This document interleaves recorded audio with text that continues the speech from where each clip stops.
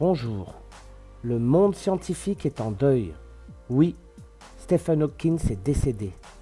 J'imagine déjà les réactions plateuses ainsi que les arguments justifiant la mise en scène franc-maçonnique et sataniste. Ben quoi, le sosie s'est rebellé?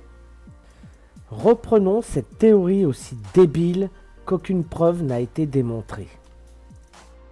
Stephen Hawking s'est d'abord illustré pour ses travaux sur les trous noirs à base de modèles mathématiques en regroupant la physique quantique, la relativité générale et la thermodynamique.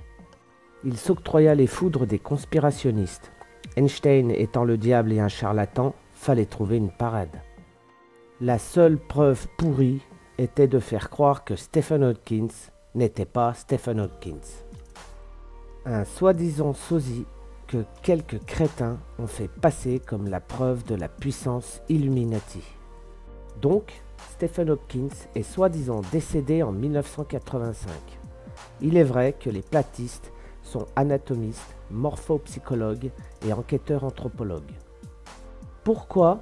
Parce qu'un crétin du nom de Miles Mattis affirme d'une simple analyse de photos que le physicien a été remplacé pour justifier un complot pour nous cacher Dieu et la Terre plate. Ce que les conspirationnistes ont relégué sans vergogne. Alors, soi-disant, pour faire dire et écrire aux remplaçants ce que veut le nouvel ordre mondial. Déjà, petit problème. Depuis les années 60, il a étudié les trous noirs et repris les théories d'Einstein. Et après, toujours pareil. Si au moins il avait eu un changement radical de pensée, de théorie, non. Allez, jouons le jeu et faisons des comparatifs. D'après Miles Mattis, la chevelure passe du gris au blond. Putain, mais la teinture, il connaît pas? Ensuite, on passe des dents gâtées à un dentier. Non, pas pour Miles, qui trouve qu'elles sont trop jaunes. Pathétique. Par la suite, il nous parle d'âge réel avec l'âge apparent. Et je ne parle même pas de sa théorie en observant ses mains où il prétend que c'est une poupée de cire. Jouons avec des stars connues. Voilà Johnny à 20 ans, Johnny à 50 ans et Johnny à 70 ans. Oh là là, c'est un sosie. Johnny, il est mort à 30 ans en fait. Maintenant, Stallone à 30 ans et à 70 ans. Mon Dieu, ses cheveux sont noirs et il ne fait pas son âge. No comment sur les photos de Schwarzy. Maintenant, voilà Jost van der Westhuizen, ancien demi de mêlée de l'Afrique du Sud, atteint de la maladie de Charcot.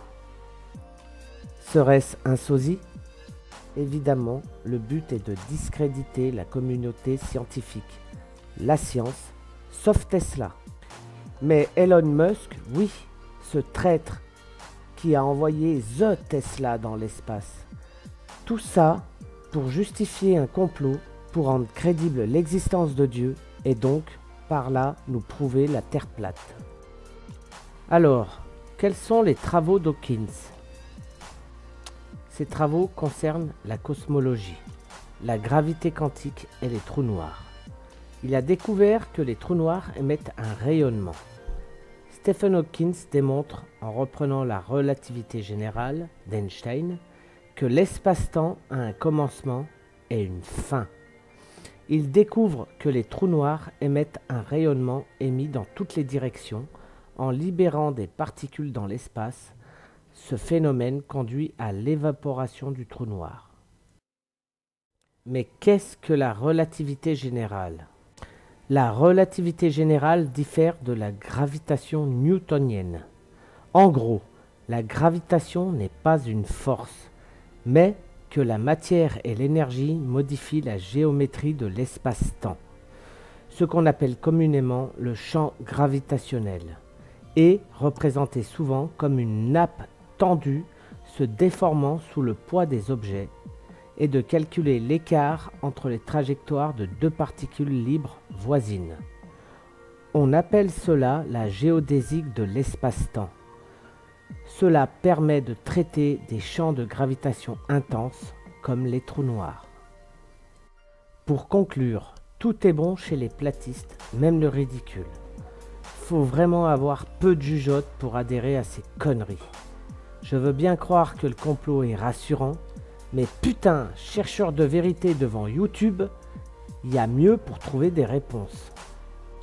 Le nombre de fois où j'entends « faites vos propres recherches » d'un plané crétin, je rigole.